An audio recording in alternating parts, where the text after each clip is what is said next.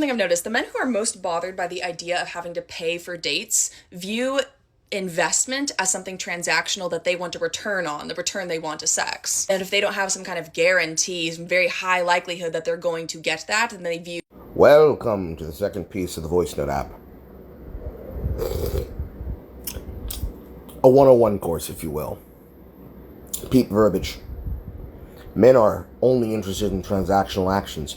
If they don't get a guarantee that something's going to happen, they don't want to do it. What does that sound like?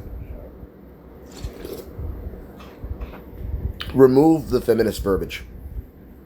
Remove the instigation of womenism from the words. Say it out loud. A man takes a woman out on a date. He takes her out on a series of dates. He wants something. She wants something. The woman expects the man to pay for the date. But he expects something transactional for his time, his money, his investment, his interest. You should want to do it because you want to. You should want to do it because you're trying to get at my goodies. What do we call that? We call that social manipulation. The woman can be transactional for a date. What do we call that? That man becomes a what? That's right, a food nigga. Young women get into relationships with older men where they give what in exchange for what? Right. You see the problem there, right? That's narrativizing. Continue. Also say, I once knew a man who was very, very successful at bagging the ladies left, right, and center. His default setting was just paying for everything, and he wasn't made of money, like he had a good job. But the way he operated, he was, in fact, getting a return on his investment. He was investing whether he knew he'd get a return or not, but like you throw enough darts, eventually one hits the wall, you know? I have to say about Step number 2. Listen to what she described. Listen to what she said. Listen to what she's trying to narrativize about. He didn't have a lot of money, but he just kept throwing darts at the wall. He kept opening his wallet and paying. What time period are we talking about? Because that sounds like a traditional man. Right? We don't live in traditional times. We are modern people. Hey, why are you, a modern woman, asking for traditional values if you're not a traditional woman?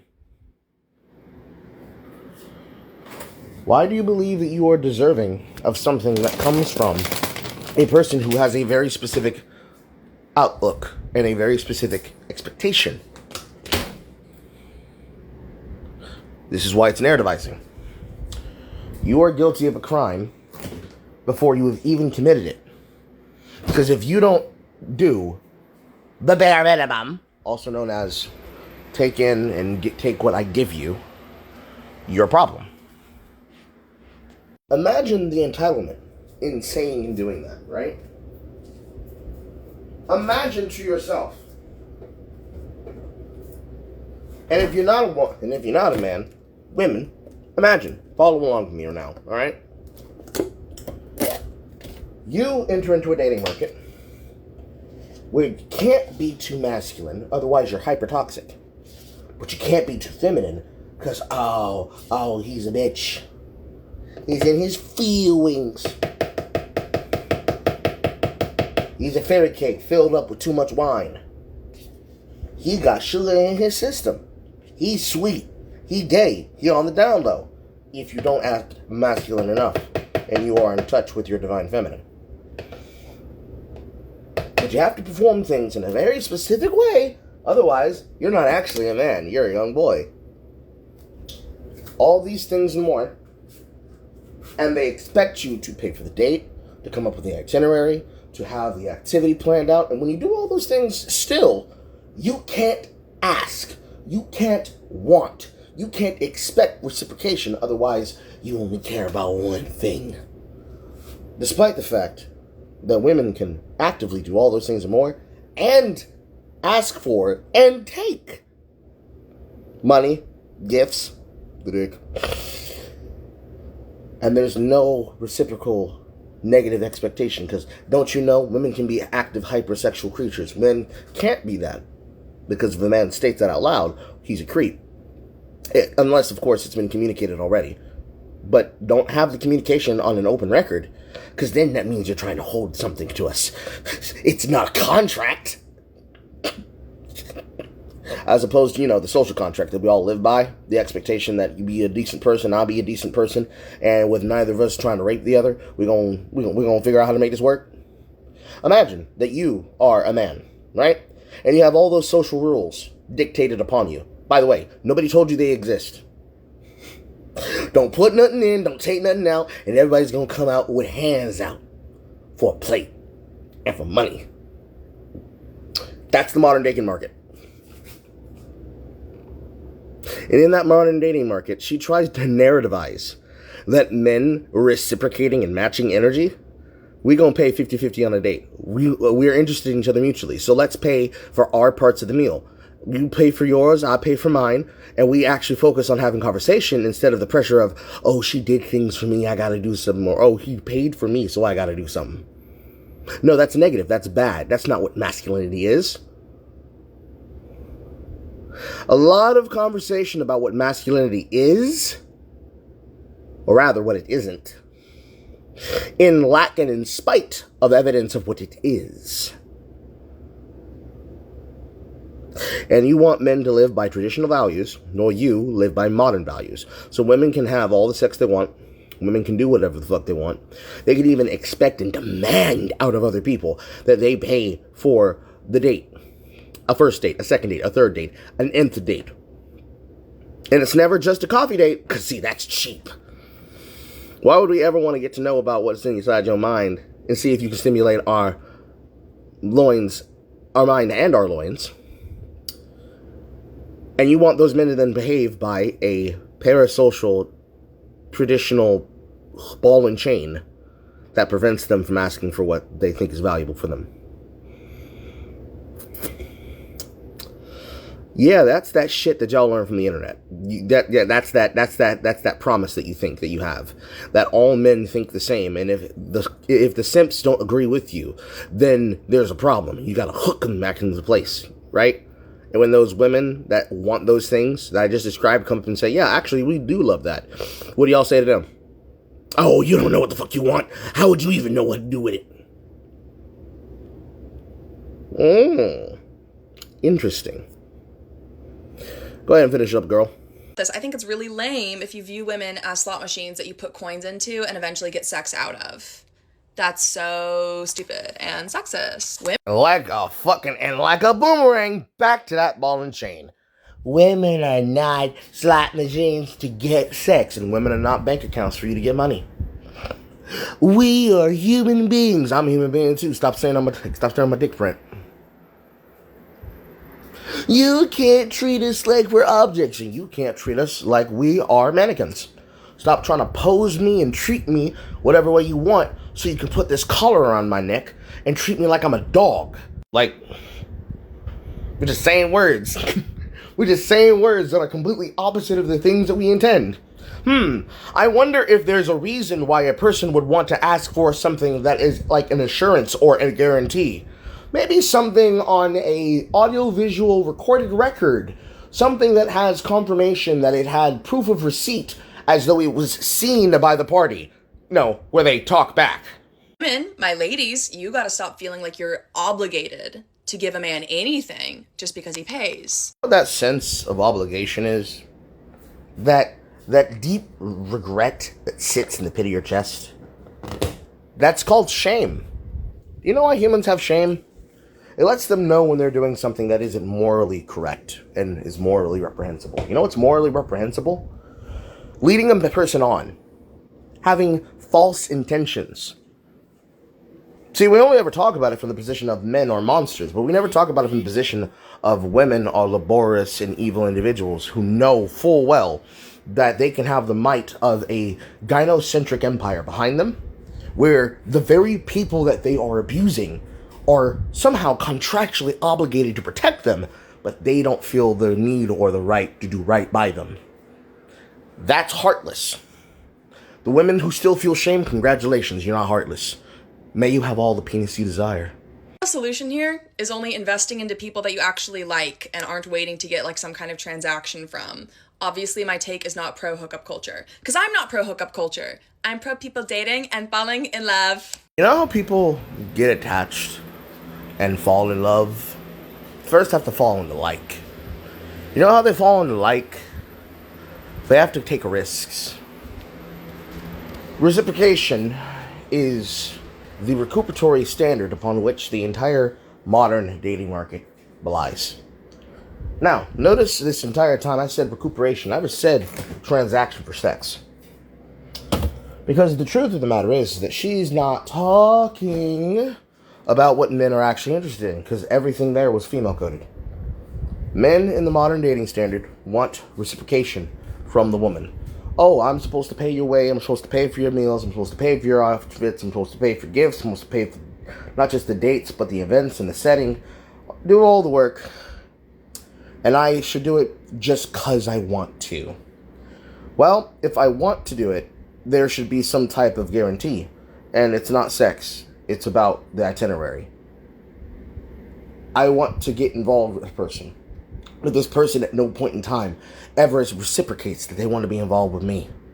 So I take you on a date. I take you on a vacation. I pay your way. I pay your meals. I pay your bills. And then, oh, I didn't ask you to do that. That's the bare minimum. The bar is in hell. Do you think that makes a man become more attached or less attached? We're not even doing body standards right now, okay? Basic action. The most attractive man in the world. I'll do you one better. Let's do twins. Twins! Somehow, by a twist of fate, Henry Cavill and Jonathan Majors are half brothers by the same father.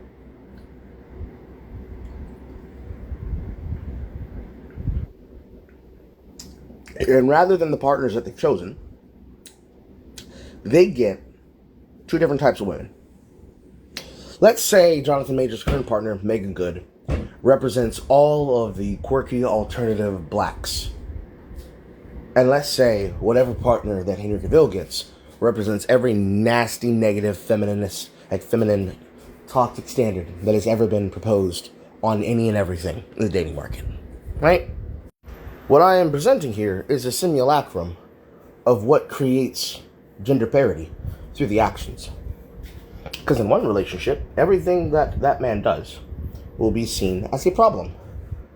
From social manipulation, to aggressiveness, to haphazard and haphazard hypocritical standards foisted upon the man in the situation, and more.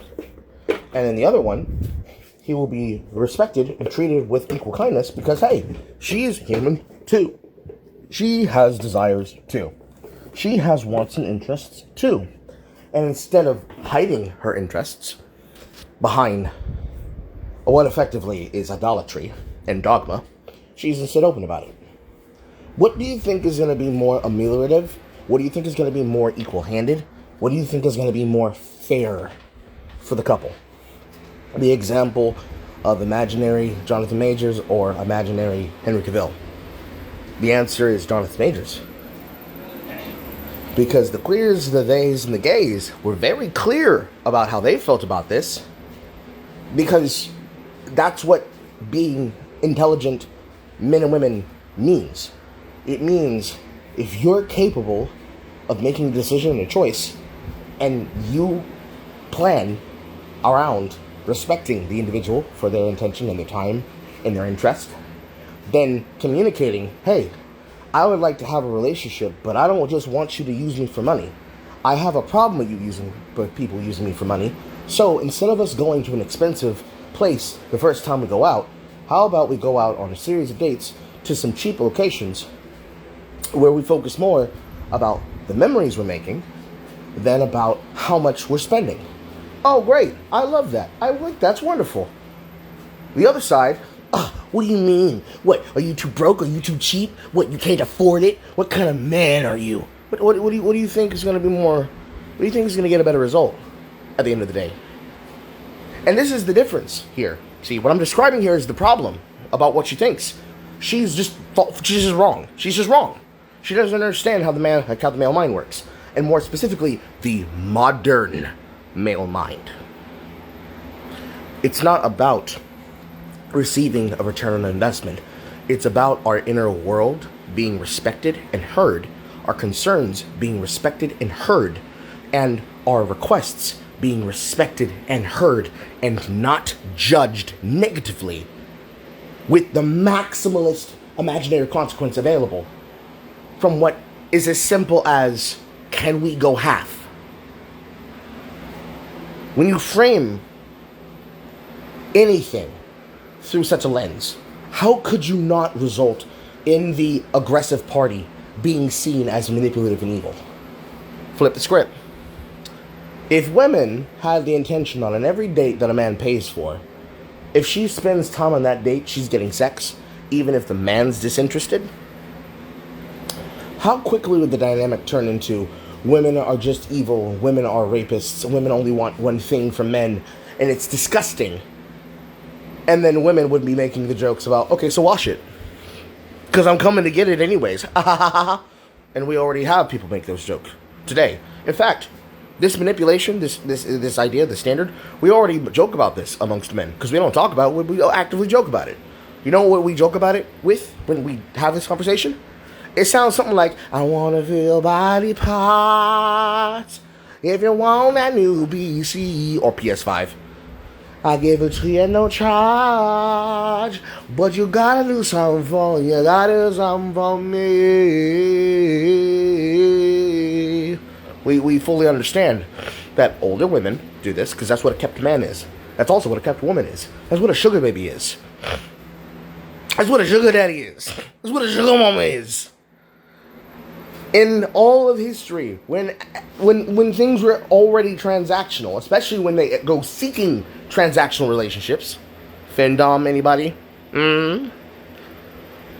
It's not a problem. But the moment that men start being equally yoked, they start demonstrating any kind of sexual virility and sexual discipline and discernment, and they're not so immediately gung-ho to open their wallet, suddenly, these men are just transactional. They just want something. And then, on their record, when a man says, listen, you claimed you didn't know whether or not you were really willing to do this on the first date. So on this second date, if that's not happening, I'm going to say no pass. If you change your mind, that's fine. But I don't think we should continue forward. When a man rejects, when a man launches a soft rejection, or rather, when women unfortunately decide on behalf of the girl that they allegedly was dating for her as a girlfriend, decide to soft launch this man's rejection to the internet and frame it as men would rape you if they could get consent first. And we're not talking about CNC. Suddenly, the question of discernment must be, women, we just want you to have love. Just know your value, know your worth. But men can't know their value and know their worth. That's weird. That's weird. Only a tyrant does that. That's weird. Why would you control that? That's weird. The entire framework behind the ideology itself. That's weird. The dogma itself. That's weird. You should be called weird and an incel when you do that. But we don't do that to women enough. And you should start now. All right. Love you. I got burritos waiting for me.